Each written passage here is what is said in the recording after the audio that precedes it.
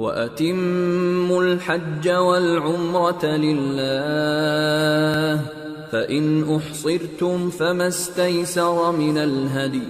وَلَا تَحْلِقُوا رُؤُوسَكُمْ حَتَّى يَبْلُغَ الْهَدْيُ مَحِلَّهُ فَمَنْ كَانَ مِنْكُمْ مَرِيضًا أَوْ بِهِ أَذًى مِّن رَّأْسِهِ فَفِدْيَةٌ مِّن صِيَامٍ أَوْ صَدَقَةٍ أَوْ نُسُكٍ فَإِذَا أَمِنْتُمْ فَمَنْ تَمَتَّعَ بِالْعُمْرَةِ إِلَى الْحَجِّ فَمَا اسْتَيْسَرَ مِنَ الْهَدْيِ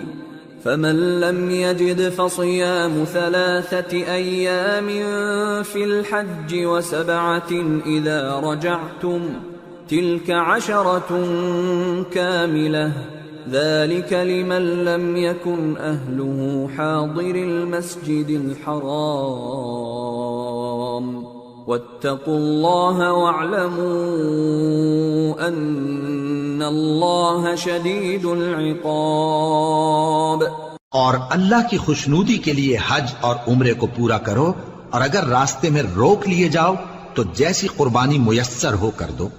اور جب تک قربانی اپنے مقام پر نہ پہنچ جائے سر نہ منڈاؤ،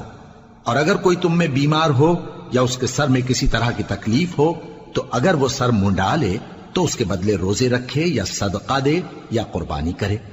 پھر جب تکلیف دور ہو کر تم مطمئن ہو جاؤ تو جو تم میں حج کے وقت تک عمرے سے فائدہ اٹھانا چاہے وہ جیسی قربانی میسر ہو کرے، اور جس کو قربانی نہ ملے وہ 3 روزے ایام حج میں رکھے اور 7 جب واپس ہو، یہ پورے 10 ہوئے۔ یہ حکم اس شخص کے لیے ہے جس کے اہل و عیال مکے میں نہ رہتے ہوں، اور اللہ سے ڈرتے رہو اور جان رکھو کہ اللہ سخت عذاب دینے والا